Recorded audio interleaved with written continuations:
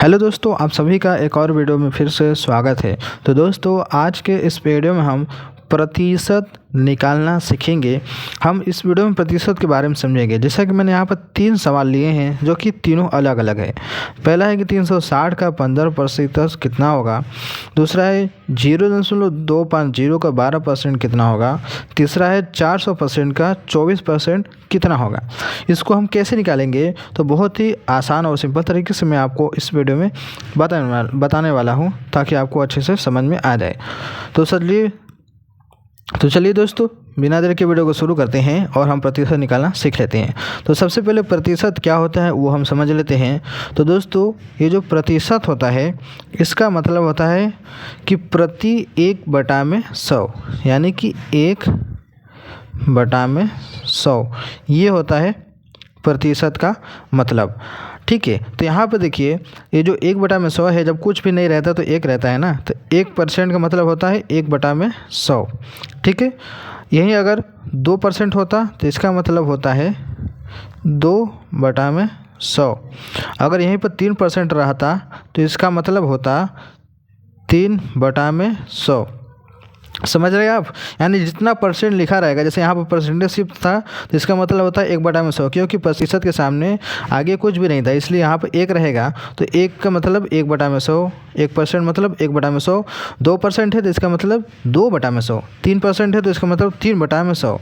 इसी तरीके से अगर 5% है तो इसका मतलब क्या हो जाएगा, 5/100। तो ये होता है इनका मतलब। तो इसी से क्या करेंगे, हम सवाल को हल करेंगे। तो मैं उम्मीद करता हूँ आप समझ गए होंगे प्रतिशत का मतलब क्या होता है। तो चलिए सबसे पहले हम अपना पहला सवाल को हल कर लेते हैं। तो पहला हमारा सवाल क्या है कि 360 का 15% कितना होगा। तो सबसे पहले करना क्या है, लिखेंगे हम 360 का मतलब होता है गुणा 15%। का मैंने मतलब बता ही दिया इससे पहले ही कि क्या होता है 15/100। सिंपल सा, कुछ भी परेशानी की ज़रूरत नहीं है, इतना ही इसका मतलब होता है। ठीक है, जितना परसेंट लिखा रहेगा उतना लिखकर उसके बटे में 100 लिख देना है। अब इसको चलिए हल करते हैं। देखिए, 1 0 से 1 0 हमारा कैंसिल हो गया।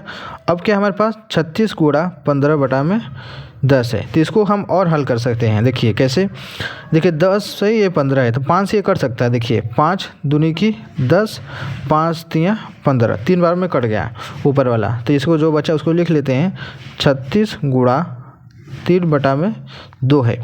अब इसको हम और काट सकते हैं, क्योंकि देखिए यहाँ पर 36 से गुणा 3/2 है, यानी 2 से हम 36 को काट सकते हैं, क्योंकि इसके पीछे क्या है, सम संख्या है, जो कि सम संख्या जो होती है वो 2 से कट जाती है, इसलिए इसको हम 2 से काट सकते हैं। तो चलिए काटते हैं। 2 1 कम 2, ये कट गया हमारा, ये हो गया 2 कम 2, 1 बचा 16, 2 8 16, 18 बार में कट गया। अब बचा क्या हमारे पास 18 गुणा 3। तो लिखेंगे यहाँ पर हम 18 गुणा 3, बटे में 1 है तो लिखे चाहे ना लिखे उसका कोई महत्व नहीं रहता है। ठीक है, अब चलिए गुणा करते हैं 18 के 3 में, तो क्या हो जाएगा, देखिए 18 1 कम 18, 18 2 36, 18 3 54। यानी इसका जो गुणा करने के बाद आएगा कितना आ जाएगा, 54। इसका जो आंसर होगा 54 होगा। यानी कि 360 का जो 15% होगा कितना होगा, वो 54 होगा। ठीक है, ये हो गया हमारा पहला सवाल। अब हम चलते हैं अपने दूसरे सवाल की तरफ। हमारा दूसरा सवाल क्या है, देखिए 0.250 का 12% कितना होगा। यानी यहाँ पर जीरो यानी कि यहाँ पर दशमलव दे दी गई है, दशमलव का हमें परसेंटेज निकालना है, प्रतिशत। इसको कैसे निकालेंगे, तो ये भी निकालना बहुत ही आसान है। चलिए देखते हैं कैसे निकलेगा। तो सबसे पहले आपको ये संख्या जो है उसको लिख लेनी है। 0.250 का मतलब होता है गुणा 12% कह रहा है, जैसा कि मैंने अभी पिछले ही बताया था कि क्या होता है परसेंटेज मतलब क्या होता है, जितनी भी संख्या लिखी रहेगी उसके बटे में क्या कर देना है, 100 लिख कर देना है। सिंपल सा। अब हम इसको कैसे हल करेंगे, चलिए आगे बढ़ते हैं। देखिए इसका जो दशमलव है यहाँ पर हमें हटाना पड़ेगा। दशमलव नहीं बगैर हटाए इसको काटेंगे नहीं तो गलत हो जाएगा। तो दशमलव हटाने के लिए हमें क्या करना होगा, इसके बटे में हमें वो 0 बढ़ानी पड़ेगी 1 लिख कर। ठीक है, लिखेंगे यहाँ पर सबसे पहले 1। अब देखिए कितने अंक बाद दशमलव लगा है, देखिए 1 2 3 अंक बाद दशमलव लगी है, यानी कि 3 0 नीचे लिखा जाएगा दशमलव हटाने के लिए। इस तरीके से जितने अंक पर दशमलव लगा रहेगा उतना ही अंक का जो है 0 नीचे बढ़ेगा 1 लिख कर। ठीक है, तो जो अब बचा है उसको लिख लेते हैं। क्या हो जाएगा, दशमलव यहाँ से हट गया है तो बचा क्या हमारे पास, ये हो गया हमारा 250 बटा में, ये हो गया हमारा 1000 गुणा 12/2 ये 100 हो गया। अब हम क्या करेंगे, काटा पीटी करेंगे, अब इसको हल करेंगे। चलिए इसको हल करते हैं। देखिए सबसे पहले एक जीरो से एक जीरो हमने काट दिया, चाहे इस वाले काटे चाहे इस वाले का, दोनों का सेम ही रहता है, ठीक है। अब हम करेंगे क्या, इसको और हल करेंगे। कैसे, चलिए देखते हैं।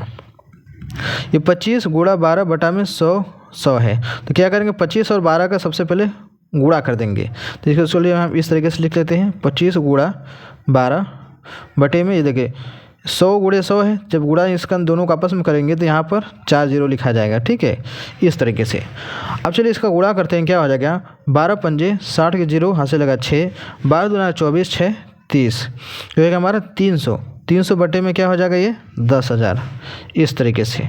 अब हम इसको हल करेंगे। देखिए ऊपर भी 2 जीरो है, नीचे 4 जीरो है, तो सबसे पहले हम जीरो को काट देंगे, ठीक है। अब जो बचा है उसको लिख लेते हैं। ऊपर क्या है, 3 बचा है, नीचे क्या बचा है, 100 बचा है। 3 बटा में 100 है, तो इसको हम आप क्या करेंगे, 3 में 100 से भाग देंगे। अब देखिए यहाँ पर एक बात समझने की है, दशमलव हटाने के लिए हमने जीरो यहाँ पर बढ़ाया है, उसी तरीके से यहाँ पर नीचे का जीरो हटाने के लिए हम ऊपर दशमलव लगा सकते हैं। अब जितना जीरो रहेगा उतने ही अंक बाद दशमलव लगाया जाएगा। तो ऊपर क्या है, सिर्फ एक अंक है 3, नीचे क्या है 2 जीरो है, यानी 2 अंक हमें चाहिए, तो यहाँ पे सिर्फ 3 है। तो क्या करेंगे, इसको 2 अंक बनाने के लिए इसके आगे एक हम जीरो बढ़ा देंगे, इस तरीके से। क्योंकि हम जीरो इसके आगे बढ़ाएंगे तो इसके जो मान है वैल्यू पर कोई फ़र्क नहीं पड़ेगा, इसलिए इसको हम ऐसे लिख सकते हैं। अब यहाँ देखिए नीचे 2 जीरो है, तो 2 अंक ऊपर भी हो गया, तो इसके आगे क्या कर देंगे, हम अब दशमलव लगा देंगे, यानी इसको अब ऐसे लिख सकते हैं 0.03, इस तरीके से। अब हमने दशमलव के आगे जीरो क्यों लगाया, क्योंकि दशमलव के आगे जीरो लगा देंगे तो इसके मान में फ़र्क नहीं पड़ेगा। अगर सिर्फ ऐसे ही लिखें इस तरीके से तो देखने में अच्छा नहीं लगता, ठीक है, इसलिए इसको इसके आगे जीरो भी हम लगा देते हैं। तो इसका जो आंसर आएगा कितना आएगा, 0.03, यानी कि 0.250 का 12% 0.03 होगा, ठीक है। ये होगा हमारा दूसरे सवाल का जवाब। अब चलते हैं अपने तीसरे के सवाल, जो कि आखिरी सवाल है। अब हमारा ये तीसरा सवाल है कि 400% का 24% कितना होगा। तो जैसा कि मैंने प्रतिशत के बारे में बता ही दिया है कि प्रतिशत, जैसे कि अगर 1% होता है तो इसका मतलब होता है 1/100, अगर 2% होता है तो इसका मतलब होता है 2/100। ऐसे ही अब इसको भी वैसे ही लिखेंगे, 400% का मतलब होगा 400/100 और 24% का मतलब होगा 24/100, यानी प्रतिशत लिखा है तो इसमें कोई घबराने की बात नहीं है, उसका मतलब भी वही होगा जैसा कि मैंने अभी बताया। तो इसको चलिए हल करते हैं। देख क्या हो जाएगा, ये हमारा 400/100 हो जाएगा, का मतलब गुणा 24% का मतलब 24/100, इतना करना है, बहुत ही आसान है। अब क्या करेंगे, इसको हम हल करेंगे, काटा पीटी करेंगे। देखिए ये 2 जीरो ये 2 जीरो है, तो इसको क्या करेंगे, काट देंगे।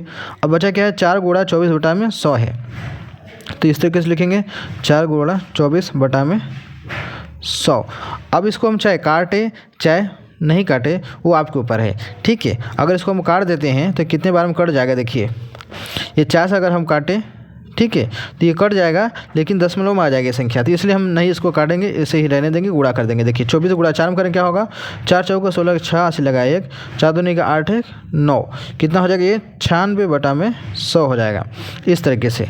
तो क्या करेंगे, हम 96 में 100 से भाग देंगे। देखिए 2 जीरो है, ठीक है, नीचे क्या है 2 जीरो है, तो ऊपर क्या होगा, 2 अंक बाद दशमलव लग जाएंगे, ठीक है, जीरो हटाने के लिए। हाँ, जैसा कि मैंने अभी बताया कि जितने जीरो हटाना रहता है ऊपर से उतना ही अंक बाद दशमलव लगाया जाएगा। तो 2 जीरो है तो यानी 2 अंक बाद दशमलव लग जाएगी, यानी इसका जो आंसर आएगा 0.96, ये होगा इसका आंसर। यानी 400% का 24% जो होगा वो 0.96 होगा, ठीक है।